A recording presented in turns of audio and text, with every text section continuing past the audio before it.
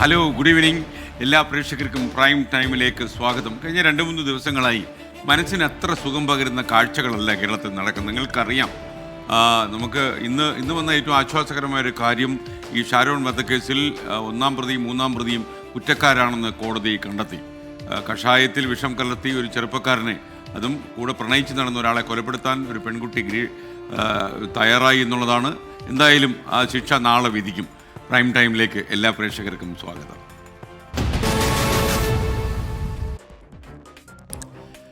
പ്രിയപ്പെട്ട പ്രേക്ഷകർക്ക് അറിയുന്നത് പോലെ ഒരു കാലത്ത് നാടിനെ നടുക്കിയ ഒരു കൊലപാതകത്തിൻ്റെ വിധിയാണ് ഇന്ന് വന്നത്. 1-ാം പ്രതിയും 3-ാം പ്രതിയും കുറ്റക്കാരാണെന്ന് കോടതി കണ്ടെത്തി. നാളെ ശിക്ഷ വിധിക്കും. റെയർ കേസായി കണ്ട് വധശിക്ഷ വേണമെന്നായിരുന്നു പ്രോസിക്യൂഷൻ ആവശ്യപ്പെട്ടിരുന്നത്. എന്നാൽ ഇത് അപൂർവങ്ങളിൽ അപൂർവമായ കേസായി കോടതി പറയുമ്പോൾ നെയ്യാറ്റിൻകര അഡീഷണൽ സെഷൻസ് കോടതിയാണ് നാളെ വിധി പറയുക. നമുക്ക് എന്തായാലും ആ വിധി നാളെ വരുമ്പോൾ ഒരു നാടിനെ നടുക്കിയ ഒരു പാതകം തന്നെയായിരുന്നു അത്. കാര്യം കൂടെ നടന്ന ഒരാളിനെ കഷായത്തിൽ വിഷം കലർത്തി കൊലപ്പെടുത്താൻ ഒരു കാമുകി തീരുമാനിച്ചതിൻ്റെ ഏറ്റവും ദുരന്ത ഫലമാണ് ഒരു ചെറുപ്പക്കാരൻ ഷാരോൺ രാജ് ഇല്ലാതായത്. എന്തായാലും ഷാരോൺ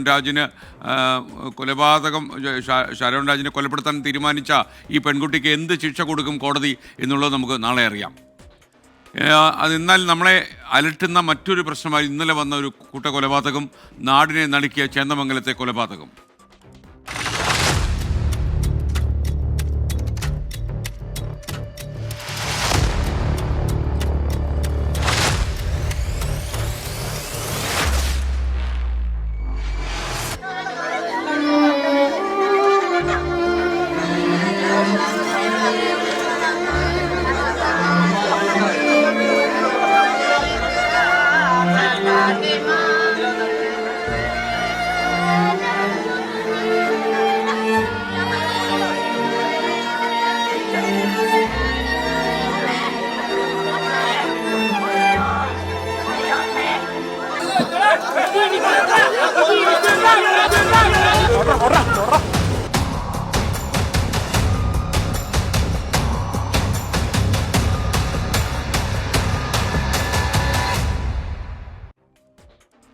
പ്രിയപ്പെട്ട പ്രേക്ഷകർക്ക് അറിയുന്ന പോലെ ഈ അരും കൊലയിൽ ഞെട്ടൽ വിട്ടുമാറാതെ നിൽക്കുകയാണ് എറണാകുളത്തെ ചേന്ദമംഗലം.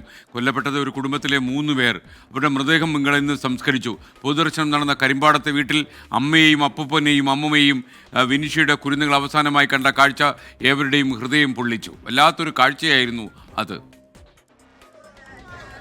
ഒരു നാടിനെ മുഴുവൻ കണ്ണീരിലാഴ്ത്തിയ അരും കൊല. പോസ്റ്റ്മോർട്ടം നടപടികൾക്ക് ശേഷം കരിമ്പാടം മണത്തറയിലെ ഉഷയുടെ ബന്ധുവീട്ടിൽ 3 പേരുടെയും ചേതനയറ്റ ശരീരം എത്തിച്ചതോടെ ഒരു നാടാകെ സങ്കടക്കടലിലായി.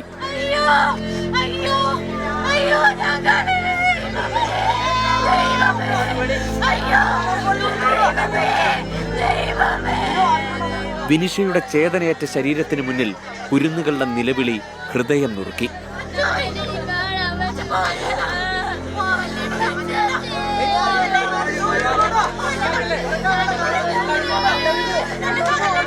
പൊതുദർശനം നടന്ന വീട്ടിലെത്തിയ പ്രതിപക്ഷ നേതാവും കുട്ടികളെ ചേർത്ത് പിടിച്ച് വിതുമ്പി.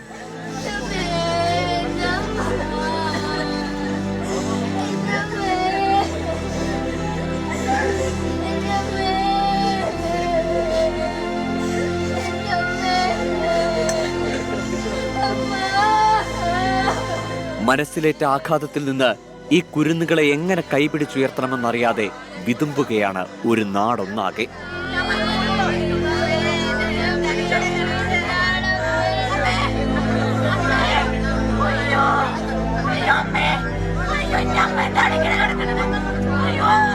മൂന്ന് പേരുടെയും മൃതദേഹം ഓച്ചന്തുരുത്ത് ശ്മശാനത്തിലാണ് സംസ്കരിച്ചത്. 24 കൊച്ചി. വളരെ സങ്കടകരമായ ദൃശ്യങ്ങളാണ് പ്രേക്ഷകർ കാണുന്ന. മിനി ബാബുവിനെ പോലെ പലരും പറയുന്നു സ്ക്രീനിൽ നോക്കാൻ കഴിയുന്നില്ല, ഈ സങ്കടം താങ്ങാൻ കഴിയുന്നില്ല. അപ്പോൾ ഇത് അനുഭവിക്കുന്ന ചേന്ദമംഗലത്തെ നാട്ടുകാരുടെ അവസ്ഥ നിങ്ങൾ മനസ്സിലാക്കുക. ആ കുടുംബത്തിലെ കൊച്ചു കുഞ്ഞുങ്ങളുടെ അവസ്ഥ മനസ്സിലാക്കുക.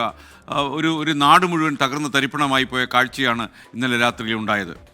എറണാകുളത്തെ ചേന്ദമംഗലത്തെ 3 പേരെ തലക്കടിച്ച് കൊലപ്പെടുത്തിയ പ്രതി ഋതു ജയൻ റിമാൻഡിലായി എന്ന വാർത്തയുണ്ട്. കോടതിയിൽ എത്തിച്ച പ്രതിക്ക് നേരെ ഒരു കയ്യേറ്റവും പ്രതിഷേധവും ഇന്നുണ്ടായി. കൃത്യം നടക്കുമ്പോൾ പ്രതി ലഹരി ഉപയോഗിച്ചിട്ടില്ല എന്നാണ് വൈദ്യപരിശോധനയിൽ കണ്ടെത്തിയത്. അദ്ദേഹത്തിന് മാനസിക പ്രശ്നങ്ങൾ ഉണ്ടായിരുന്നു എന്ന് സംശയമുണ്ട്.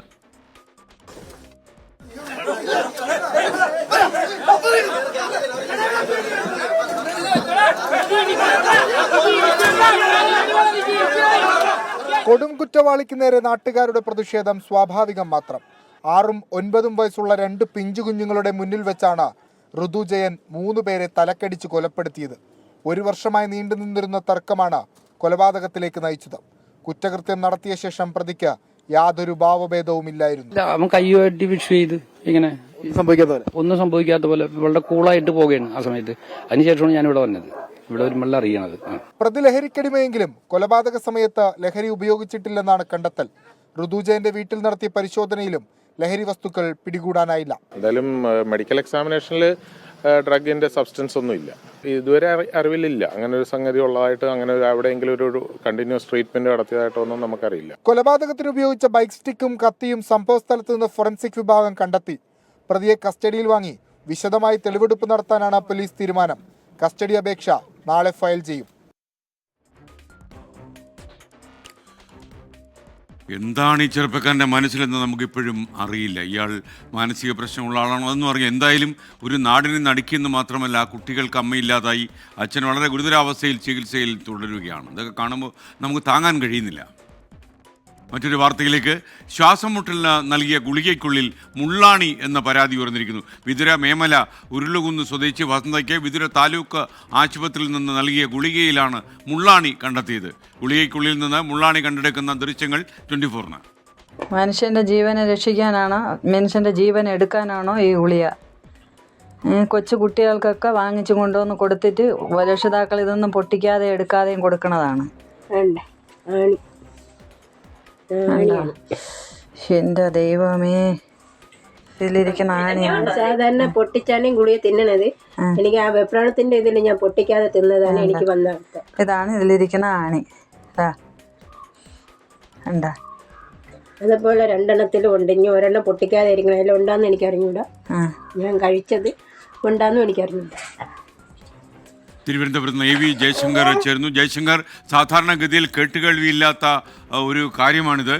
ഗുളികയ്ക്കുള്ളിൽ മുള്ളാണി വരിക, അതൊക്കെ എങ്ങനെ സംഭവിക്കും എന്ന് നമുക്കറിയില്ല. പറയൂ. SKN അതീവ ഗൗരവകരമായൊരു പ്രശ്നമാണ്. കാരണം ആരോഗ്യവകുപ്പ് അത്രമാത്രം പരിശോധന നടത്തേണ്ട ഒരു വിഷയമാണ്. എന്തായാലും വിതുര സ്വദേശിനിയായ വസന്തയ്ക്ക് വിതുര താലൂക്ക് ആശുപത്രിയിൽ നിന്ന് നൽകിയ മരുന്നിലാണ് ഇത്തരത്തിൽ മുള്ളാണി ലഭിച്ചിരിക്കുന്നത്. ഇവർ ശ്വാസമുട്ടലിനും മറ്റും ആശുപത്രിയിൽ ചികിത്സ തേടി. അതിനുശേഷം ആശുപത്രിയിൽ നിന്ന് തന്നെ ഇത്തരത്തിൽ മരുന്ന് വാങ്ങിക്കുകയായിരുന്നു. ഈ മരുന്ന് വീട്ടിലെത്തി പരിശോധിച്ചപ്പോഴാണ് ഇത്തരത്തിൽ മുള്ളാണി ലഭിക്കുന്ന ഒരു സംഭവം ഉണ്ടായത്. നമ്മൾ ഈ മുള്ളാണി കിട്ടുന്നതെല്ലാം തന്നെ ദൃശ്യങ്ങളിൽ നിന്ന് വ്യക്തമാണ്. എന്തായാലും സംഭവവുമായി ബന്ധപ്പെട്ട പൊതുപ്രവർത്തകരുൾപ്പെടെ ഇതിനോടകം തന്നെ ആരോഗ്യവകുപ്പിനും DGP ഉൾപ്പെടെ പരാതി നൽകി കഴിഞ്ഞു.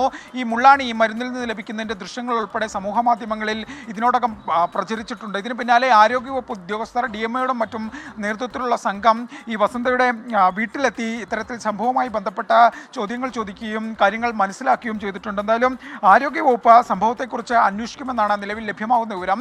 സംഭവം അതീവ ഗൗരവകരമാണ്. അതുകൊണ്ട് തന്നെ ആ പ്രാധാന്യത്തോടു കൂടി ഈ മരുന്നിൽ നിന്ന് മുള്ളാണി ലഭിച്ച സംഭവം അന്വേഷിക്കാനാണ് നിലവിൽ ആരോഗ്യവകുപ്പിന്റെ ഒരു തീരുമാനം. എന്തായാലും ഇതിന്റെ കൂടി ഭാഗമായിട്ടാണ് ഈ ആരോഗ്യവകുപ്പുമായി ബന്ധപ്പെട്ട ഉദ്യോഗസ്ഥർ ഈ വസന്തയുടെ വീട്ടിലെത്തി പരിശോധന നടത്തി. എന്തായാലും പൊതുപ്രവർത്തകർ ഈ വിഷയത്തിൽ DGPക്ക് ഉൾപ്പെടെ പരാതി നൽകിയിട്ടുണ്ട്. പോലീസ് ഈ വിഷയത്തിൽ കേസെടുക്കുമോ എന്നുള്ള കാര്യം ഇനി വരും മണിക്കൂറുകളിലാണ് എന്തായാലും അറിയാൻ സാധിക്കും. എന്തായാലും മനുഷ്യന്റെ ജീവൻ രക്ഷിക്കാനാണ് ഇത്തരത്തിൽ ആശുപത്രികളിൽ നിന്നും മറ്റും മരുന്ന് നൽകുന്ന, ആ മരുന്നിൽ തന്നെ ജീവൻ എടുക്കുന്ന മുള്ളാണി പോലുള്ള കാര്യങ്ങൾ ഉണ്ടാകുമ്പോൾ അത് അതീവ ഗൗരവകരമാണ്. ആ പ്രാധാന്യത്തോടെ തന്നെ അന്വേഷിക്കപ്പെടേണ്ട ഒന്ന് തന്നെയാണ് SKN. Okay, thank U. മറ്റൊരു കോടതി വിധി ഇന്ന് വന്നു. ഞാൻ നേരത്തെ പറഞ്ഞതുപോലെ കേരള മനസാക്ഷിയെ ഞെട്ടിച്ച ഷാരൂൺ രാജ് വധക്കേസിൽ 1-ാം പ്രതി ഗ്രീഷ്മ കുറ്റക്കാരിയാണെന്ന് കോടതി കണ്ടെത്തി. അമ്മാവൻ നിർമ്മല കുമാരനും കുറ്റക്കാരനെന്ന് കോടതി വിധിച്ചു. അമ്മയെ പക്ഷേ വെറുതെ വിട്ടു. സാഹചര്യ തെളിവുകളുടെ അഭാവത്തിലാണ് 2-ാം പ്രതി സിന്ധുവിനെ കോടതി വെറുതെ വിട്ടത്. കൊലപാതകം, വിഷം നൽകൽ, തെളിവ് നശിപ്പിക്കൽ അടക്കം കുറ്റങ്ങൾ തെളിഞ്ഞു. കേസിലെ ശിക്ഷാവിധി നാളെ അറിയാം. Special prosecutor advocate VS Vineeth Kumar ആയിരുന്നു. മരണക്കിടക്കയിലും പ്രണയിനിയെ വിശ്വസിച്ച ഷാരോൺ, കഷായത്തിലെ കളനാശിനിയുടെ രൂപത്തിൽ ആ പ്രണയത്തിൽ വിഷം കലക്കിയ ഗ്രീഷ്മ. ഒടുവിൽ ആ ആസൂത്രിത കൊലപാതകം വിചാരണ കോടതിയിൽ തെളിഞ്ഞു.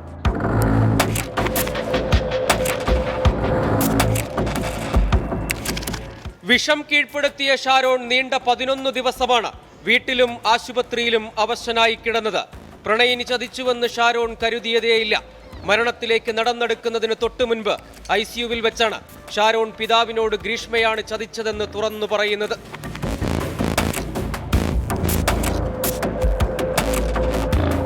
ഷാരോണും ഗ്രീഷ്മയും ദീർഘകാലം പ്രണയത്തിലായിരുന്നു. ഇതിനിടെ ഗ്രീഷ്മയ്ക്ക് മറ്റൊരു വിവാഹാലോചന വന്നു. പ്രണയബന്ധത്തിൽ നിന്ന് പിന്മാറാൻ ഗ്രീഷ്മ ഷാരോണിനെ നിർബന്ധിച്ചെങ്കിലും തയ്യാറായില്ല. വഴങ്ങാതെ വന്നതോടെ ഷാരോണിനെ ഒഴിവാക്കാൻ ഗ്രീഷ്മ പദ്ധതിയിട്ടു. ഒടുവിൽ നാടിനെ ഞെട്ടിച്ച ക്രൂര കൊലപാതകം. ജ്യൂസ് ചലഞ്ച് നടത്തി വിദഗ്ധമായി പാരാസെറ്റമോൾ കലർത്തിയ ജ്യൂസ് ഷാരോണിനെ കൊണ്ട് ആദ്യം കുടിപ്പിച്ചു. അരുചി തോന്നി കൂടുതൽ കുടിക്കാൻ കൂട്ടാക്കാതിരുന്നതോടെ ഈ കൊലപാതക ശ്രമത്തിൽ നിന്ന് ഷാരോൺ രക്ഷപ്പെടുകയായിരുന്നു. അത് പിന്നെ ജയിക്കുന്ന ആള് പറഞ്ഞ ഇതെന്തോന്നാണ് കളി എന്തോന്നാണ് പറ റെക്കോർഡ് ചെയ്യാണ് പറ. പിന്നീടാണ് വീട്ടിലേക്ക് വിളിച്ചു വരുത്തി കഷായത്തിൽ കളനാശിനി കലർത്തിക്കൊടുത്തത്. 2022 ഒക്ടോബർ 14 സുഹൃത്ത് റെജിനൊപ്പമാണ് ഷാരോൺ ഗ്രീഷ്മയുടെ വീട്ടിൽ പോയത്.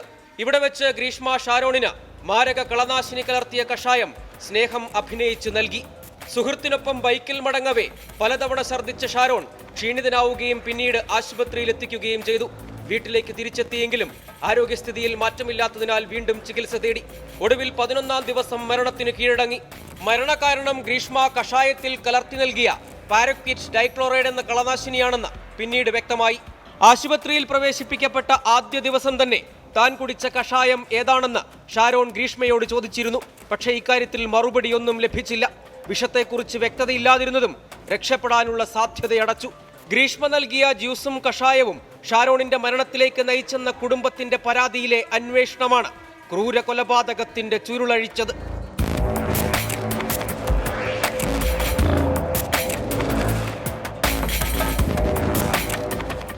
ഒടുവിൽ ഗ്രീഷ്മ കുറ്റക്കാരിയാണെന്ന് നെയ്യാറ്റിൻകര അഡീഷണൽ സെഷൻസ് കോടതി കണ്ടെത്തി.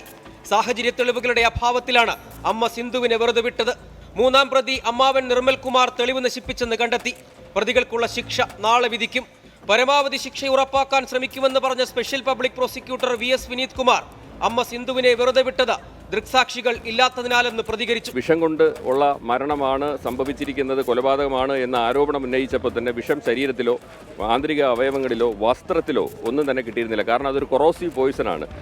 തെളിവ് ശേഖരണത്തിനുൾപ്പെടെ പോലീസ് നടത്തിയ ജാഗ്രത ഫലം കണ്ടുവെന്ന് അന്വേഷണ ഉദ്യോഗസ്ഥരും പ്രതികരിച്ചു. ഇത്തരം ശാസ്ത്രീയമായ തെളിവുകളുടെ അടിസ്ഥാനത്തിലാണ് ഇത്തരം ഒരു നല്ലൊരു വിധി ഇതിലേക്ക് വന്നിട്ടുള്ളത്. ഇതൊന്നും വലിയ ശക്തമായ തെളിവുകളല്ല എന്ന് ആരെയും തെറ്റിദ്ധരിപ്പിച്ചതായിരിക്കാം. വളരെ കൂളായിട്ടുള്ള അല്ലെങ്കിൽ വളരെ ഹാപ്പി ആയിട്ടുള്ള രീതിയിലുള്ള ഒരു പെരുമാറ്റമായിരുന്നു ഗ്രീഷ്മയുടെ ഭാഗത്തു നിന്നുണ്ടായത്. ഷാരോണിനെ കൊലപ്പെടുത്തണമെന്ന ഉദ്ദേശത്തോടെ വീട്ടിലേക്ക് വിളിച്ചു വരുത്തിയ അതേ ദിവസം തന്നെ സാവധാനം മനുഷ്യ ശരീരത്തിൽ പ്രവർത്തിക്കുന്ന വിഷത്തിന്റെ പ്രവർത്തന രീതി ഗ്രീഷ്മ ഇന്റർനെറ്റിൽ തിരഞ്ഞു പഠിച്ചതുൾപ്പെടെ അന്വേഷണത്തിൽ നിർണായകമായി. വിധിക്ക് പിന്നാലെ ഒന്നും പ്രതികരിക്കാതെ ഗ്രീഷ്മ ജയിലിലേക്ക്.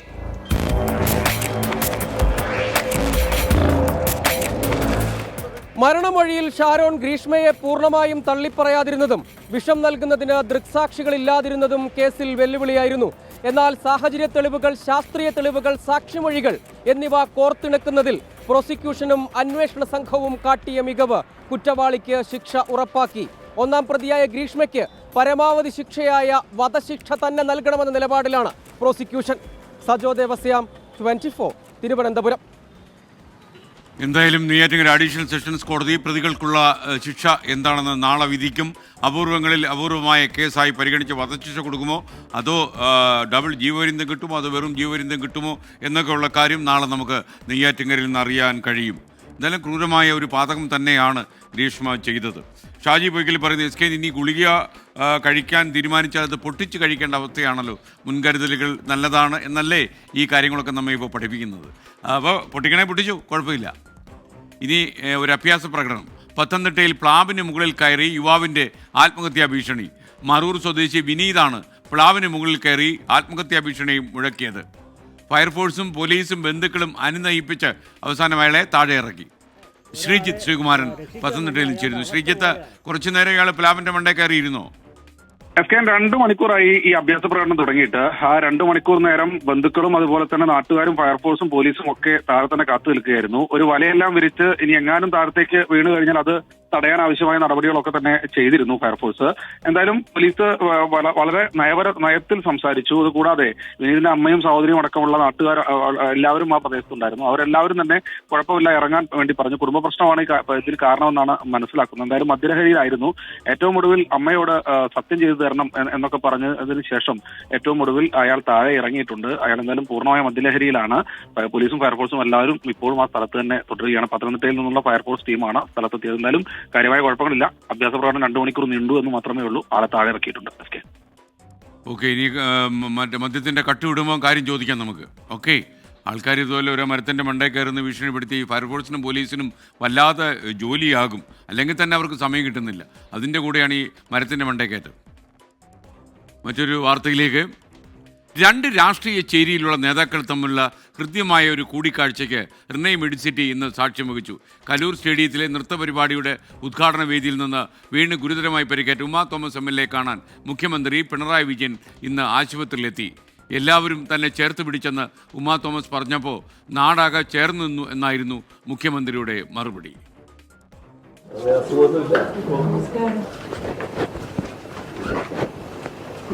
ഒരുപാട് സന്തോഷം. ഇന്നുച്ചയോടെയാണ് കൊച്ചി റിനൈ മെഡിസിറ്റി ആശുപത്രിയിൽ ഉമാ തോമസിനെ കാണാൻ മുഖ്യമന്ത്രി പിണറായി വിജയൻ എത്തിയത്. എല്ലാരും ചേർത്ത് പിടിച്ചു അന്നതിൽ തന്നെ എനിക്ക് ഒരുപാട് ചേർത്ത് പിടിച്ചു എന്നുള്ളതിൽ സത്യം പറഞ്ഞ സന്തോഷം പറഞ്ഞറിയിക്കാൻ വയ്യ. അന്നത്തെ സംഭവം ഓർക്കുന്നില്ലെന്ന് ഉമാ തോമസ്. ചിത്രങ്ങൾ കാണുമ്പോൾ തന്നെ പേടിയാകുമെന്ന് മുഖ്യമന്ത്രി. എനിക്കൊന്നും ഓർമ്മയില്ല. എങ്ങനെ ഈ പരിപാടിക്ക് പോയത് പോലും ഓർമ്മയിലില്ല. അതിന്റെ ചിത്രങ്ങൾ കാണുമ്പോൾ തന്നെ ഈ വിഷ്വൽസ് വരുന്നത് അതെ, പേടിയാവും. ഡോക്ടർ നിർബന്ധമായിട്ട് കാണിക്കണം എന്ന് പറഞ്ഞിട്ടാണ് എന്നെ അത് കാണിച്ചത്. വീട്ടിൽ പോകണമെന്ന് ഉമാ തോമസ് പറഞ്ഞപ്പോൾ താൻ വീഴ്ചയുടെ ദൃശ്യങ്ങൾ കാണിച്ചു കൊടുത്തെന്ന് Renai medicity medical director doctor Krishnanunni Polakulath. നിയമസഭയിൽ പോകണമെന്നാണ് MLAയുടെ ആവശ്യമെന്നും ഡോക്ടർ. എന്നാൽ ഡോക്ടേഴ്സ് പറഞ്ഞതനുസരിക്കൂവെന്ന് ഉമാ തോമസിനോട് മുഖ്യമന്ത്രി.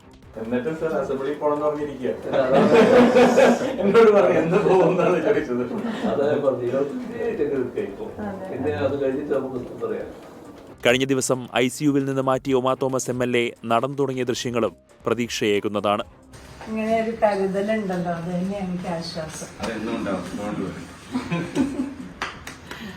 24 കൊച്ചി. മുസ്ലിം ഇങ്ങനെ കാണും വലിയ ആശ്വാസമാണ്. കാര്യം ആ വീഴ്ചയുടെ ആഘാതം എത്രമാത്രം കൂടുതലാണെന്നൊക്കെ ആലോചിച്ച് നമ്മളൊക്കെ വശം കെട്ടു പോയവരാണ്. നമുക്ക് വലിയ സന്തോഷമാണ് ഉമാ തോമസ് ഇങ്ങനെ ചിരിച്ചൊക്കെ സംസാരിക്കുന്നു. എത്രയും വേഗം നിയമസഭയിലെത്തട്ടെ.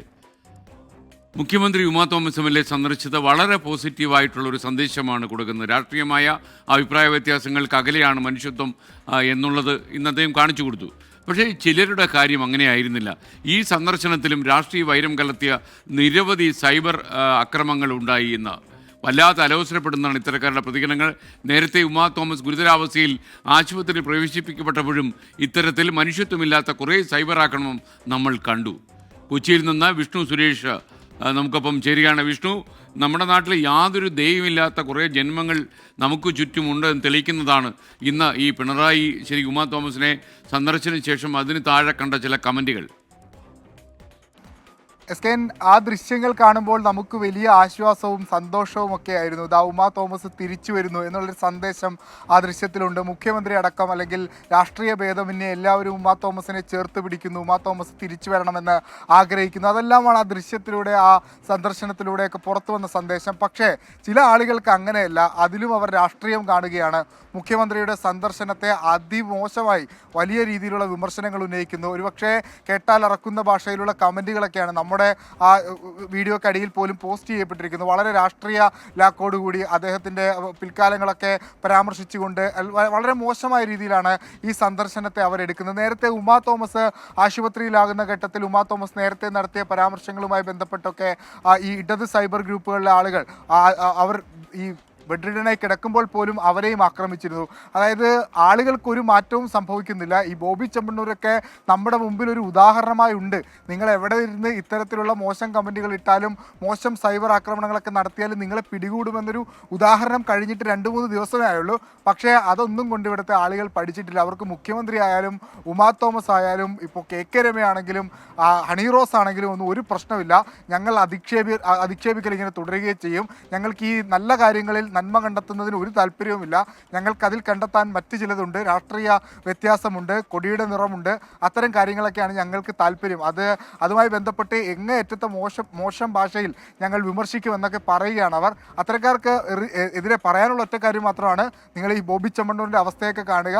6 ദിവസമാണ് അയാൾ ജയിലിൽ കിടന്നത്. അപ്പോൾ അത്തരം അവസ്ഥകൾ ഏത് നിമിഷവും നിങ്ങൾക്കൊക്കെ ഉണ്ടാകാം. അതൊന്ന് മനസ്സിൽ കരുതിയിട്ട് മാത്രം ഇത്തരം കമൻറ്റുകളൊക്കെ ഇടുക. എന്നാലും ഉമാ തോമസ് തിരിച്ചു വരികയാണ്. വളരെ പോസിറ്റീവായ, വളരെ സന്തോഷം നൽകുന്ന വാർത്തയാണ്. ഈ ഉമാ തോമസ് ആശുപത്രിയിലായ ഘട്ടം മുതൽ രാഷ്ട്രീയ ഭേദമന്യേ എല്ലാവരും അവിടെ ഉണ്ടായിരുന്നു. മന്ത്രി P രാജീവ് അടക്കമുള്ള ആളുകൾ അവിടെ കോർഡിനേറ്റ് ചെയ്യാൻ ഉണ്ടായിരുന്നു. അതോടൊപ്പം കോൺഗ്രസിൻ്റെ പ്രവർത്തകർ എല്ലാവരും അവിടെ ചേർത്ത് പിടിക്കുന്നു, BJP പ്രവർത്തകർ അവരെ കാണാനെത്തുന്നു. അങ്ങനെ വലിയൊരു രാഷ്ട്രീയ ഐക്യത്തിൻ്റെ ഒരു വേദി കൂടിയായി ആ ചേർത്ത് പിടിക്കലൊക്കെ. പക്ഷേ അപ്പോഴും നമുക്ക് കല്ലുകടിയായി മാറുന്നത് സാംസ്കാരിക കേരളം എന്നൊക്കെ നമ്മൾ അഭിമാനിക്കുമ്പോഴും ഇത്തരത്തിലുള്ള ആളുകൾ നമുക്കിടയിലുണ്ട് എന്നുള്ളതാണ്. SK. ഓക്കെ, വിഷ്ണു സുരേഷാണ് വിവരങ്ങൾ നൽകിയത്. ഈ സന്ദർശനത്തിന് ശേഷം ഒരുപാട് അശ്ലീലം നിറഞ്ഞ കമൻറ്റുകളും അതുപോലെ വളരെ വൃത്തികെട്ട കമൻറ്റുകളും ഒക്കെ തന്നെ നമ്മൾ സോഷ്യൽ മീഡിയയിൽ കണ്ടു. ഈ സൈബർ ഇടങ്ങളിൽ നിന്ന് ഇങ്ങനെ വേണ്ടാതീനം കാണിക്കുന്ന ആളുകളോട് നമ്മൾ എന്താ പറയുക? അത്യാവശ്യം പോലും ഒരു മനുഷ്യത്വവും കാരുണ്യവും ഇല്ലാത്ത ആളുകളായി നമ്മുടെ മലയാളികൾ മാറുകയാണല്ലോ എന്നോർക്കുമ്പോൾ സങ്കടമുണ്ട്. മാത്രമല്ല ഇവരെയൊക്കെ നേരിടാൻ പൊതുസമൂഹത്തിന് കഴിയുകയും വേണം. കാരണം ഇത്തരം വൃത്തികെട്ട രീതികൾ വെച്ച് പുലർത്താൻ നമ്മൾ ആരെയും അനുവദിച്ചുകൂടാ. ജനാർദ്ദൻ നായർ പറയുന്നു, 8 കൊല്ലം കൊണ്ട് ഇതൊക്കെ തന്നെയല്ലേ നമ്മുടെ നാട്ടിൽ നടക്കുന്നത്. നിങ്ങൾ കുറച്ചൊക്കെ സത്യസന്ധമായ വാർത്തകൾ പറയുന്നത് കൊണ്ട് നിങ്ങളോടും സർക്കാരിന് നീരസമുണ്ടോ എന്നറിയാം. നീരസമുണ്ടോ നമുക്കറിയില്ല. നീരസമുണ്ടെങ്കിലും നമ്മളത് കാര്യമാക്കുന്നില്ല എന്നതാണ് നേര്. കാരണം വാർത്തകൾ പറയുന്നു എന്നതിൻ്റെ പേരിൽ ആർക്കെങ്കിലും നീരസം ഉണ്ടായാലും അത് നമ്മുടെ മാധ്യമപ്രവർത്തനത്തിൻ്റെ ഭാഗമായുള്ള അവകാശമായിട്ട് നമ്മൾ കാണുകയും ജോലിയുടെ സ്വഭാവമാണ് നമ്മളത് പരിഗണിക്കുകയും ചെയ്തിട്ട് ആ നീരസത്തെ നമ്മൾ തൽക്കാലം അവഗണിച്ചു വിടുകയാണ് ചെയ്യുക.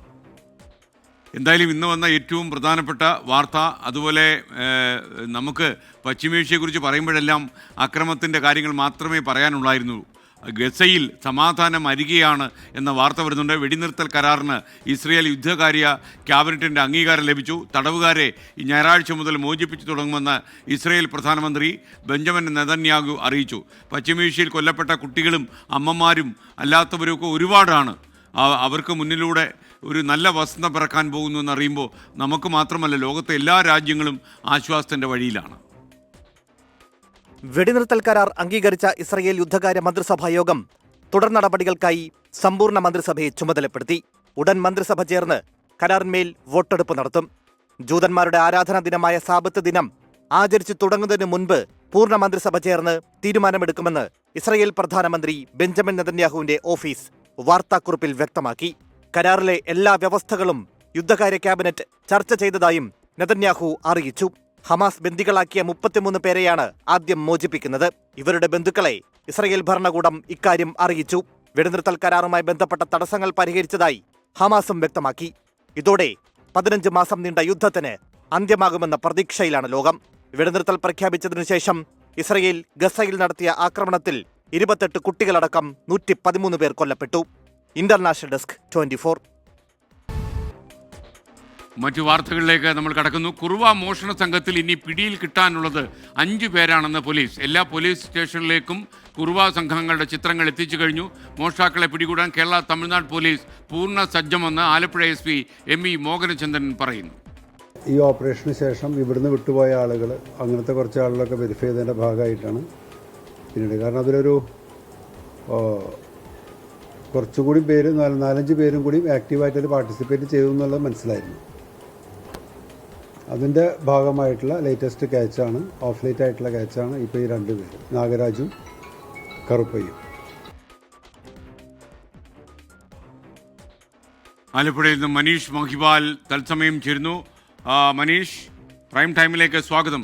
ഈ കുറുവാ സംഘത്തെ കുറിച്ചുള്ള പേടി ഓർത്ത് നമുക്ക് ഉറങ്ങേണ്ട അവസ്ഥയില്ലല്ലോ. കുറുവാ സംഘം ഉടൻ നാട്ടിലേക്ക് വരില്ല എന്നല്ലേ SP പറയുന്നത്? അതെ SKN, നിലവിൽ കഴിഞ്ഞ 3 മാസക്കാലമായി പ്രത്യേകിച്ച് മധ്യ കേരളത്തിൽ ആലപ്പുഴ, ഇടുക്കി, കോട്ടയം, എറണാകുളം ഈ 4 ജില്ലകളിലായിരുന്നു പ്രധാനമായും തേനി അത് കേന്ദ്രീകരിച്ച് ഉള്ള ഈ കുറുവാ സംഘം ഈ ശല്യം ചെയ്തിരുന്നത്. നമ്മുടെ വീടുകളിലൊക്കെ തന്നെ എത്തി മോഷണ ശ്രമവും മോഷണം നടത്തിയിരുന്നു. നിലവിൽ ഇതുമായി ബന്ധപ്പെട്ട ഏറെയും ആളുകളെ പിടികൂടിയതായും ഇവരെ തിരിച്ചറിഞ്ഞ് ഇവർ മറ്റ് സ്ഥലങ്ങളിലേക്ക് ഒളിവിൽ പോയതായും പോലീസ് മനസ്സിലാക്കിയിട്ടുണ്ട്. ഇനി ഈ 4 ജില്ലകളിലായി 12 കേസുകളായി 5 പേർ ഏകദേശമാണ് ഈ കണക്ക്. 5 പേർ എന്താണെങ്കിലും അതൊരു 10 പേരിൽ താഴെ മാത്രമാണ്. നിലവിൽ പോലീസിന്റെ Tamil Nadu state crime records bureau നൽകിയിട്ടുള്ള ചിത്രങ്ങൾ അനുസരിച്ച് 5 പേരെന്നാണ് കണക്ക്. പക്ഷെ അത് പോലീസിന് ആ ചിത്രങ്ങൾ എന്തുകൊണ്ട് പുറത്ത് വിട്ടുകൂടാ എന്നുള്ള ചോദ്യമുണ്ട്. പക്ഷേ അത് പുറത്ത് വിട്ടാൽ ഒരു പക്ഷേ ഇവർ രഹസ്യമായി നിലവിൽ ഇപ്പോഴും കേരളത്തിൽ പലയിടങ്ങളിലും ഇവർ ഫാമിലി, അതായത് കുടുംബസമേതം താമസിക്കുന്നുണ്ടായിരിക്കാം. അതുകൊണ്ട് തന്നെ അത്തരത്തിലുള്ള വിവരങ്ങൾ പുറത്തു വിട്ടാൽ ഇവർ ഒരുപക്ഷെ രക്ഷപ്പെടാം. അതുകൊണ്ടാണ് ആ ചിത്രങ്ങൾ പോലീസ് പുറത്തുവിടാത്തത് എന്നുള്ള കാര്യമാണ് വ്യക്തമാക്കുന്നത്. ഇപ്പോൾ നിലവിൽ ഇവരെ പിടികൂടാനുള്ള ഒരു സംഘം പോലീസ് ഇപ്പോഴും പ്രവർത്തിക്കുന്നുണ്ട്. ഒരു ആന്റി കുറുവാ സംഘം ഇപ്പോഴും പ്രവർത്തിക്കുന്നുണ്ട്. മുഴുവൻ ആളുകളെയും പിടികൂടിയതിനു ശേഷം മാത്രമേ അത് പിരിച്ചുവിടുകയുള്ളൂ. ആലപ്പുഴ SP ഇപ്പോൾ അറിയിക്കുന്നത് ഉടനെയെങ്ങും ഈ കുറുവാ സംഘത്തിന്റെ ഒരു ശല്യം അല്ലെങ്കിൽ ഒരു ഭീതി കേരളത്തിലേക്ക് എത്തുകയില്ല. കാരണം ഇതുമായി ബന്ധപ്പെട്ട സംഘാംഗങ്ങളെ മുഴുവനായി പോലീസ് തിരിച്ചറിഞ്ഞിട്ടുണ്ട് എന്ന് അവർക്ക് ബോധ്യപ്പെട്ടിട്ടുണ്ട്. ഒപ്പം തന്നെ ഈ ആലപ്പുഴ ജില്ലാ പോലീസ് മേധാവി പറയുന്നൊരു കാര്യം, ഒരു വിചിത്രമായ കാര്യം, അതായത് അദ്ദേഹം പറയുന്നൊരു കാര്യം, ഈ കുറുവാ സംഘം കേരള കോൺഗ്രസ് അതുപോലെയാണ്. അതായത് ഈ വളരും തോറും പിളരും തോറും വളരും എന്ന് പറയുന്ന പോലെ ഇതിൽ തന്നെ ഒരുപാട് ഘടകങ്ങളുണ്ട്. ഇപ്പോൾ നിലവിൽ ഏറ്റവും അവസാനമായി പിടികൂടിയിട്ടുള്ളത് കല്ലട്ടാർ എന്ന് പറയുന്നൊരു സംഘമാണ്. അത് ഈ കുറുവാ സംഘത്തിൽ തന്നെയുള്ള ഒരു ഉപവിഭാഗമാണ്. ഇവർ മോഷണം നടത്തിയ തുകയുമായി ബന്ധപ്പെട്ട തർക്കം, ഇവരുടെ വിശ്വാസവുമായി ബന്ധപ്പെട്ട തർക്കത്തെയൊക്കെ തുടർന്ന് പിന്നീട് പിണങ്ങി പിരിയുന്ന സംഘങ്ങളായിരിക്കും മറ്റൊരു പേരിൽ അറിയപ്പെടുക. അങ്ങനെ ഇവരെ പിടികൂടുമ്പോഴായിരിക്കും ഏറ്റവും അവസാനമായി ഈ മോഷണം നടത്തിയ ആളുകളെ പറ്റിയുള്ള വിവരങ്ങൾ ഇവർ കൈമാറുക. നിലവിൽ അന്വേഷണ സംഘത്തിന്റെ വിവരമനുസരിച്ച് അതായത് ന്യൂ ജനറേഷന്റെ കുറുവാ സംഘത്തിന്റെ തലവൻ സന്തോഷ് സെൽവരാണ്. സന്തോഷ് സെൽവത്തെ പിടികൂടിയത് ഏകദേശം ഒരു 1.5 മാസങ്ങൾക്ക് മുൻപാണ്. ഈ 1.5 മാസങ്ങൾക്ക് മുൻപ് സന്തോഷ് സെൽവത്തെ പിടികൂടിയതിനു ശേഷം പിന്നീട് കേരളത്തിൽ എവിടെയും കുറുവാ സംഘത്തിന്റെ ഭീഷണി അല്ലെങ്കിൽ അത്തരത്തിലുള്ള മോഷണ ശ്രമങ്ങളോ മോഷണമോ ഉണ്ടായിട്ടില്ല. അതുകൊണ്ട് തന്നെ നിലവിൽ ഈ സംഘം ഇപ്പോൾ ഉടനെയെങ്ങും കേരളത്തിലേക്ക് എത്തുകയില്ല. ഇനി ഈ 5 പേരുള്ളത് കേരളത്തിന് പുറത്ത്, അതായത് ഈ ദക്ഷിണേന്ത്യക്ക് പുറത്ത് മറ്റെവിടെയെങ്കിലും മുംബൈയിലോ മഹാരാഷ്ട്രയിലോ ഡൽഹിയിലോ പോലുള്ള സ്ഥലങ്ങളിലൊക്കെ തന്നെ ഇവർ എത്തിയേക്കാം. അതല്ലെങ്കിൽ കേരളത്തിലോ തമിഴ്നാട്ടിലോ ഒക്കെ തന്നെ ഇവർ താമസിച്ചേക്കാം. പക്ഷേ ഉടനെയെങ്ങും ഇവർ എത്തുകയില്ല. കാരണം ഇതുമായി ബന്ധപ്പെട്ട് തമിഴ്നാട് പോലീസ് അറിയിക്കുന്നത് ഇവർ തമിഴ്നാട്ടിൽ ഒളിവിൽ താമസിക്കാനുള്ള സാധ്യത വളരെ വിരളമാണ്. കാരണം ഇവർ 15 വർഷത്തിന് മുൻപ് വരെ നടത്തിയ പല മോഷണ കേസുകളിലെ പ്രതികളെ ഇപ്പോഴും തമിഴ്നാട് പോലീസിന് പിടികൂടാൻ സാധിച്ചിട്ടില്ല. അതുകൊണ്ട് തന്നെ തമിഴ്നാട്ടിൽ പലയിടങ്ങളിൽ ഇവർക്ക് ഒളിവിൽ താമസിക്കാൻ, പ്രത്യേകിച്ചും ഇവരുടെ ആവാസ മേഖലകളിൽ പോലും ഇവർക്ക് താമസിക്കാൻ പോലീസിന്റെ വെല്ലുവിളി ഉള്ളതുകൊണ്ട് തന്നെ ഇവർ അവിടെ കാണാനുള്ള സാധ്യത വിരളമാണ്. അതുകൊണ്ട് തന്നെ ഇവർക്ക് വേണ്ടിയുള്ള അന്വേഷണം നടത്തേണ്ടത് ഇവർ താമസിക്കുന്ന തേനിയിലോ കമ്പത്തോ തുടങ്ങിയ മേഖലകളിലല്ല, മറിച്ച് കേരളത്തിന്റെ തന്നെ വളരെ സംശയം കൂടാത്ത തരത്തിൽ കുടുംബസമേതം ഇവർ മറ്റ് ചില കൂലിപ്പണികൾ അല്ലെങ്കിൽ പിച്ചാത്തിയുടെ മൂർച്ച കൂട്ടൽ തുടങ്ങിയ പണികളൊക്കെ തന്നെ ചെയ്ത് ജീവിക്കുന്ന ചില ആളുകളുണ്ട്. അങ്ങനെ ജീവിക്കുന്ന സമൂഹത്തിൽ ഇവർ ഉണ്ടാകും എന്നൊരു കാര്യമാണ് തമിഴ്നാട് ക്രൈം റെക്കോർഡ്സ് ബ്യൂറോ അല്ലെങ്കിൽ പോലീസ് അറിയിക്കുന്നത്. ഇതുമായി ബന്ധപ്പെട്ട് ഇതുവരെയും ഈ പോലീസിന്റെ കയ്യിൽ എല്ലാവരുടെയും ചിത്രങ്ങളില്ലായിരുന്നു. പക്ഷേ കേരള പോലീസുമായി ചേർന്നാണ്, അത് CCTV ക്യാമറകളിൽ നിന്ന് അടക്കം ലഭിക്കുന്ന ദൃശ്യങ്ങൾ, പോലീസ് അറസ്റ്റ് ചെയ്ത പ്രതികളുടെ ദൃശ്യങ്ങൾ ഒക്കെ ഉപയോഗിച്ചുകൊണ്ടാണ് ഇപ്പോൾ തമിഴ്നാട് പോലീസ് വിപുലമായി ഇത്തരത്തിലുള്ള കുറുവാ സംഘങ്ങളുടെ മുഴുവൻ ആളുകളുടെയും, നിലവിൽ മോഷണം നടത്തിയുള്ള മുഴുവൻ ആളുകളുടെയും ചിത്രങ്ങൾ സമാഹരിച്ചുകൊണ്ടുള്ള ഒരു ലിസ്റ്റ് തയ്യാറാക്കിക്കൊണ്ട് കേരളത്തിലെയും തമിഴ്നാട്ടിലെയും എല്ലാ പോലീസ് സ്റ്റേഷനുകളിലേക്കും ആ ലിസ്റ്റ് കൈമാറിയിട്ടുണ്ട്. അതുകൊണ്ട് തന്നെ നിലവിൽ മോഷണമല്ല, മറ്റൊരു തരത്തിൽ സംശയാസ്പദമായ ഒരാളെ കണ്ടാൽ പോലും ഇപ്പോൾ തമിഴ്നാട്ടിൽ നിന്നെത്തുന്ന എല്ലാവരെയും നമുക്ക് പോലീസിന് ചോദ്യം ചെയ്യാൻ സാധിക്കുകയില്ല. പക്ഷേ അതുകൊണ്ട് തന്നെ ഈ ദൃശ്യങ്ങൾ ഉപയോഗിച്ചുകൊണ്ട് കേരളത്തിൽ തന്നെ തമിഴ്നാട്ടിൽ നിന്ന് എത്തി ജോലി ചെയ്യുന്ന ആളുകൾക്ക് ഈ രൂപസാദൃശ്യമുണ്ടോ എന്ന് പോലീസിന് എളുപ്പത്തിൽ തിരിച്ചറിയാൻ പാകത്തിനാണ് ഈ ക്രൈം റെക്കോർഡ്സ് ബ്യൂറോയുടെ ചിത്രങ്ങൾ നിലവിൽ എല്ലാ പോലീസ് സ്റ്റേഷനിലേക്കും കൈമാറിയിട്ടുള്ളത്. അതുകൊണ്ട് തന്നെയാണ് ആലപ്പുഴ ജില്ലാ പോലീസ് മേധാവി അറിയിക്കുന്നത് ഒരിക്കലും ഇനി ഉടനെ തിരിച്ചു വരികയില്ല. കാരണം ഇവരുടെ ചിത്രങ്ങളടക്കം ലഭ്യമായതുകൊണ്ട് ഇവർ പകൽ സമയങ്ങളിൽ മറ്റെന്തെങ്കിലും ജോലി ചെയ്തതിനു ശേഷം രാത്രികാലങ്ങളിൽ മോഷണത്തിനെത്താനുള്ള സാധ്യത അത് കുറയ്ക്കുകയാണ് ഈ ചിത്രങ്ങൾ പുറത്തുവിട്ടതോടുകൂടി. അതുകൊണ്ട് തന്നെ പോലീസിലെ തന്നെ രഹസ്യ അന്വേഷണ വിഭാഗം ഇത്തരത്തിലുള്ള ദൃശ്യങ്ങളടക്കം പല പുറത്തു നിന്നുള്ള തൊഴിലാളികളെ ഈ കേരളത്തിൽ എത്തിച്ചുകൊണ്ട് പണിയെടുപ്പിക്കുന്ന കോൺട്രാക്ടർമാർക്കടക്കമുള്ള ആളുകൾക്ക് കൈമാറിയിട്ടുണ്ട്. ഇനി ഈ 5 പേരെ പിടികൂടാനുള്ളതിൽ അത് സന്തോഷ് സെൽവവുമായി വളരെ ബന്ധമുള്ള ആളുകളാണെന്നാണ് പോലീസിന്റെ നിഗമനം. അത് പുതിയ കാലത്തെ മോഷ്ടാക്കളാണ്. ഇന്ന് തന്നെ നമ്മൾ പുറത്തുവിട്ട 2 ചിത്രങ്ങളുണ്ട്. ഒന്ന് കറുപ്പയ്യയും നാഗരാജുമാണ്. അവർ വർഷങ്ങൾക്ക് മുൻപ് കേരളത്തിൽ മോഷണം നടത്തി പിന്നീട് ഇപ്പോൾ പിടിക്കപ്പെട്ട ആളുകളാണ്. SK. Okay, thank you. Manish മഹിബാലാണ് വിവരങ്ങൾ നൽകിയത്. ശ്രീരാജ് കാലിക്കട്ട് പറയുന്നു, ഗുളിക എങ്ങനെ വിശ്വസിച്ച് കഴിക്കുമെന്നാണ് അദ്ദേഹത്തിൻ്റെ സംശയം. കാര്യം മുള്ളാണി ഗുളികയിൽ കണ്ടതാണ് അദ്ദേഹത്തിൻ്റെ ടെൻഷൻ. എന്നാലും ഇതൊരു ഒറ്റപ്പെട്ട സംഭവമായിട്ട് കണ്ടാൽ മതി. ഇതെങ്ങനെയാണ് ഗുളികയ്ക്കുള്ളിൽ കടന്നത് എന്ന് തീർച്ചയായിട്ടും കണ്ടെത്തേണ്ടിയിരിക്കുന്നു. വിവാദങ്ങൾക്കൊടുവിൽ തിരുവനന്തപുരം നെയ്യാറ്റിൻകരയിലെ ഗോപൻ സ്വാമിയുടെ മൃതദേഹം വീണ്ടും സംസ്കരിച്ചു. ഗോപൻ സ്വാമിയെ സമാധി ഇരുത്തിയെന്ന് കുടുംബം പറഞ്ഞു. മരണത്തിലെ ദുരൂഹത മാറ്റാൻ വരും ദിവസങ്ങളിൽ കുടുംബാംഗങ്ങളെ പോലീസ് ചോദ്യം ചെയ്യും.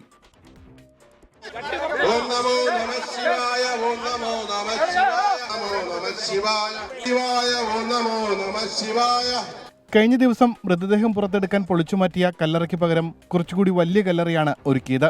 പോസ്റ്റ്മോർട്ടം ശേഷം സ്വകാര്യ ആശുപത്രിയിൽ സൂക്ഷിച്ചിരുന്ന മൃതദേഹം ഉച്ചയ്ക്ക് 2 മണിയോടെ നാമജപയാത്രയായി സംസ്കാരം നടത്തുന്ന സ്ഥലത്തേക്ക് എത്തിച്ചു. ഹൈന്ദവ ആചാരപ്രകാരം സമാധി എന്ന നിലയിലായിരുന്നു സംസ്കാര ചടങ്ങ്.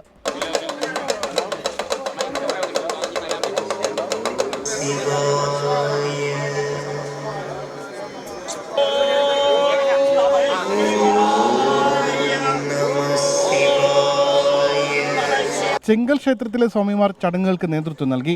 VSDP, ഹിന്ദു ഐക്യവേദി ഉൾപ്പെടെയുള്ള ഹൈന്ദവ സംഘടനകളുടെ പ്രവർത്തകരാണ് സംസ്കാര ചടങ്ങിന് നേതൃത്വം നൽകിയത്.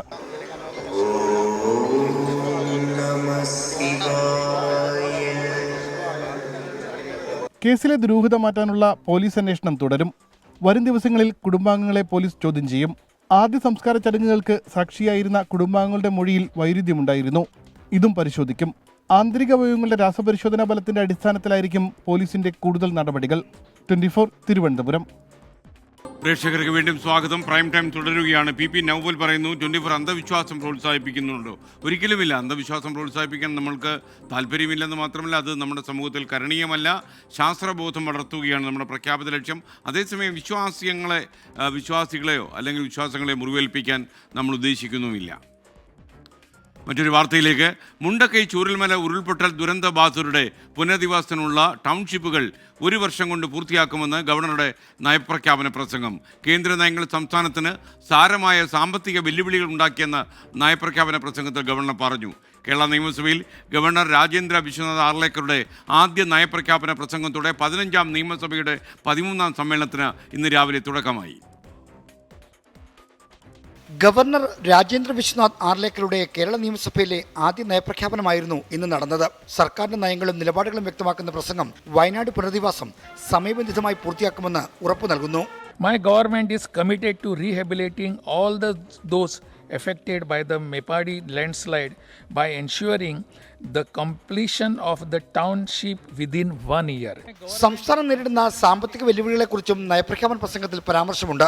വിഴിഞ്ഞം തുറമുഖത്തിന് വേണ്ടിയുള്ള വയബിലിറ്റി ഗ്യാപ് ഫണ്ടിംഗ് വായ്പയാക്കി മാറ്റിയത് തിരുത്തണമെന്ന അഭ്യർത്ഥനയും പ്രസംഗത്തിൽ കാണാം. My government is committed to leveraging Vigham's thriving commercial ecosystem to drive industrial production, stimulate economic growth and to mark Kerala's presence in the global maritime sector. രാജ്യത്തിന് പുറത്തുള്ള വിദ്യാർത്ഥികളെ സംസ്ഥാനത്തേക്ക് ആകർഷിക്കുന്നതിന് വേണ്ടി സ്റ്റഡി ഇൻ കേരള പദ്ധതി നടപ്പിലാക്കുമെന്നതാണ് നയപ്രഖ്യാപന പ്രസംഗത്തിലെ ശ്രദ്ധേയമായ പ്രഖ്യാപനം. തിരുവനന്തപുരം, കൊച്ചി, കോഴിക്കോട് നഗരങ്ങളെ സാമ്പത്തിക വികസനത്തിന്റെ ഹബ്ബാക്കി മാറ്റും. ഫ്ലോട്ടിംഗ് സോളാർ പദ്ധതികൾ വഴി 6000 മെഗാവാട്ട് വൈദ്യുതി ഉൽപ്പാദിപ്പിക്കും. ഇതിനു പുറമെ സൗരോർജ്ജാധിഷ്ഠിത പമ്പ് പദ്ധതിയിലൂടെ 8000 മെഗാവാട്ട് ഉൽപ്പാദിപ്പിക്കാനുള്ള പദ്ധതി തുടങ്ങുമെന്നും നയപ്രഖ്യാപന പ്രസംഗത്തിലുണ്ട്. 24 തിരുവനന്തപുരം. തൊഴിൽ തട്ടിപ്പിനിരയായി റഷ്യൻ കൂലിപ്പട്ടാളത്തിൽ അകപ്പെട്ട 12 ഇന്ത്യക്കാർ കൊല്ലപ്പെട്ടതായി കേന്ദ്ര വിദേശകാര്യ മന്ത്രാലയം അറിയിക്കുന്നു. യുക്രൈൻ യുദ്ധഭൂമിയിൽ പരിക്കേറ്റ മലയാളി ജെയിൻ കുര്യൻ മോസ്കോയിൽ ആശുപത്രിയിൽ ഇപ്പോൾ ചികിത്സയിലാണ്. കൂലിപ്പട്ടാളത്തിൽ അവശേഷിക്കുന്ന 16 പേരെക്കുറിച്ച് ഇപ്പോൾ വിവരമൊന്നുമില്ലെന്ന് വിദേശകാര്യ മന്ത്രാലയം വ്യക്തമാക്കി.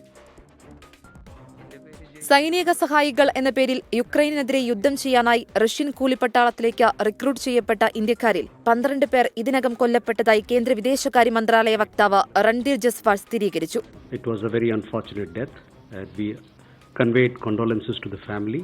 Our embassy is in touch with Russian authorities so that his mortal remains could be could come back to India as soon as possible.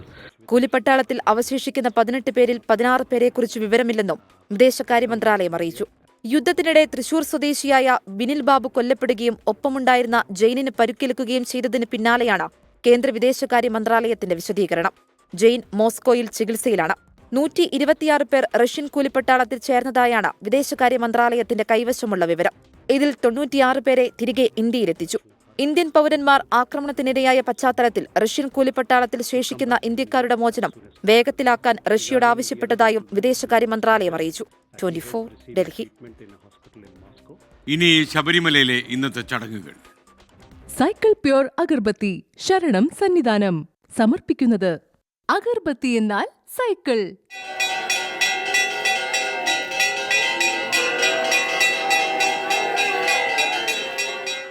BLM housing cooperative society limited ശബരിമലയിലെ ചടങ്ങുകൾ സമർപ്പിക്കുന്നത് Bharat Lajna multi state housing cooperative society limited.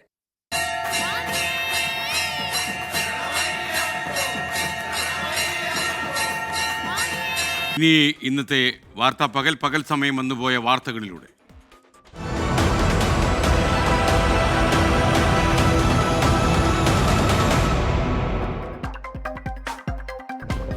Palakkad Mannarkkad Nabeesa വധക്കേസിൽ കൊച്ചുമകനും ഭാര്യയും കുറ്റക്കാർ. തോട്ടക്കര സ്വദേശി നബീസയെ കൊലപ്പെടുത്തിയത് ഭക്ഷണത്തിൽ വിഷം കലർത്തി.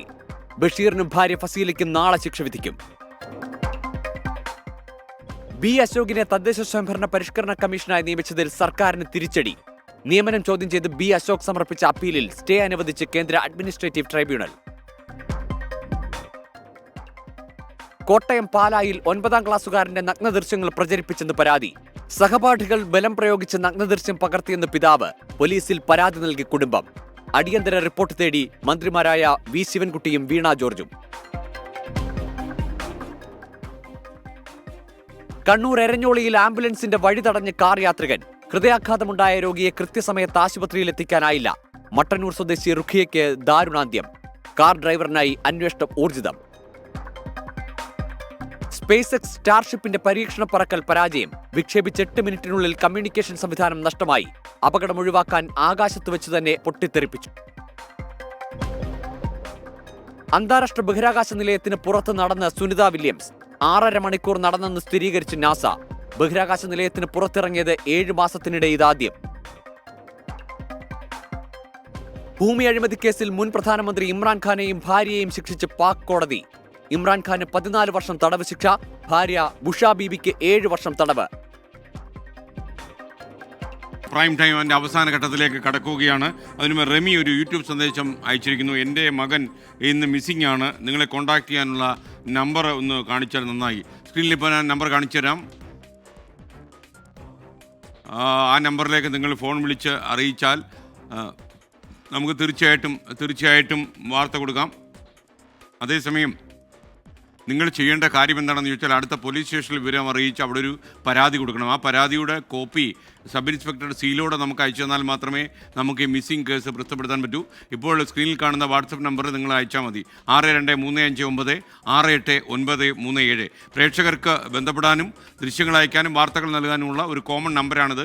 ഈ നമ്പർ ആർക്ക് വേണമെങ്കിലും ഉപയോഗിക്കാം. ഇനി വാൽകഷ്ണം.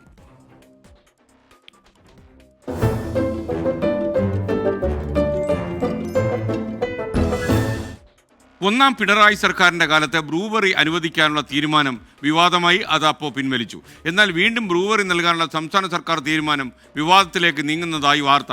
പ്രതിപക്ഷ നേതാവ് ഉന്നയിച്ച അഴിമതി ആരോപണം ബ്രൂവറി നടപ്പാക്കുന്നതിന് തടസ്സമാകുമോ? കാണാം എം അഫ്സലിന്റെ വാൽകഷ്ണം. ആ കമ്പനിയെ കുറിച്ച് ഞെട്ടിക്കുന്ന 2 വിവരങ്ങൾ. എന്ത് നിയമമാണ് പാലിച്ചത്? അപകടം പിടിച്ച സ്ഥലമാണ്.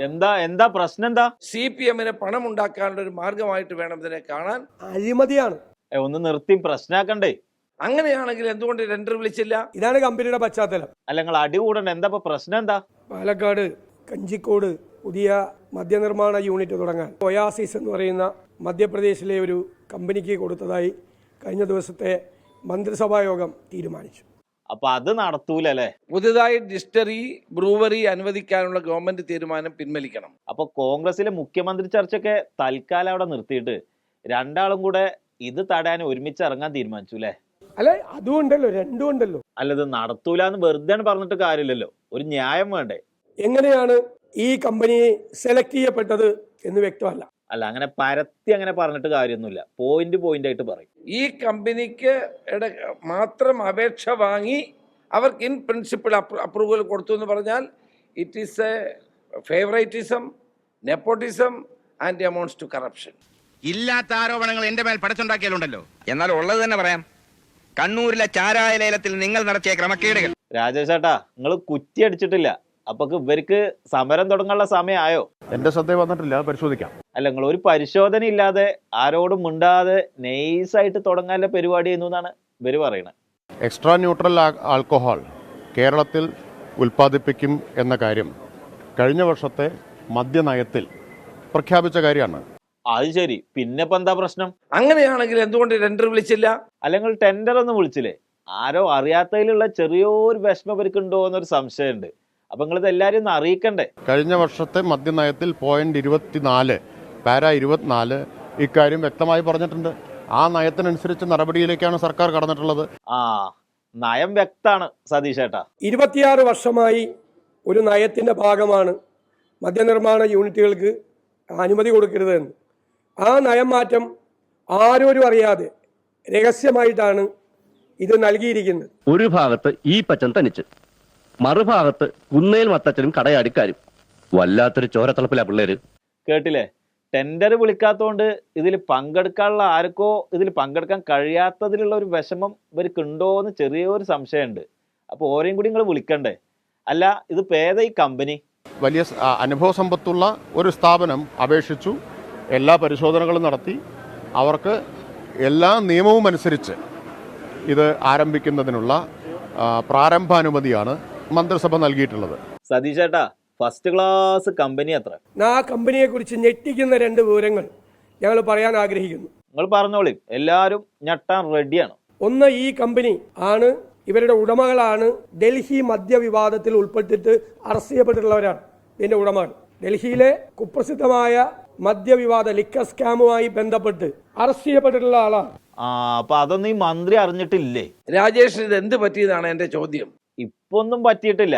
ഇത് വന്നാല് ആരൊക്കെ കൈ പറ്റുക? CPM-ന് പണം ഉണ്ടാക്കാനുള്ള ഒരു മാർഗമായിട്ട് വേണം ഇതിനെ കാണാൻ. അപ്പൊ CPM-ന് മാത്രം പോരാ, എല്ലാവർക്കും എന്തെങ്കിലുമൊക്കെ ഒരു ലേശം കിട്ടണ്ടേ? അല്ല, ഇതിനിപ്പോ ഇനി എന്താ നമ്മൾ ചെയ്യാ? ഞങ്ങൾ തന്നെ സമരം ചെയ്യും, അവിടെ ജനങ്ങളെ സംഘടിപ്പിച്ച് ഞങ്ങൾ സമരം ചെയ്യും. അപ്പൊ ഈ സമരം തടയണ്ടേ? എന്റെ ശ്രദ്ധ വന്നിട്ടില്ല, പരിശോധിക്കാം. ബ്രൂവറിക്കെതിരെ പോരാടാന് പാലക്കാട്ടേക്ക് വണ്ടി കയറുന്നവരുടെയും സമരം തടയാന് അവിടെ തയ്യാറെടുപ്പ് നടത്തുന്നവരുടെയും കള ഒരുങ്ങിയിട്ട് ബാക്കി പറയാം.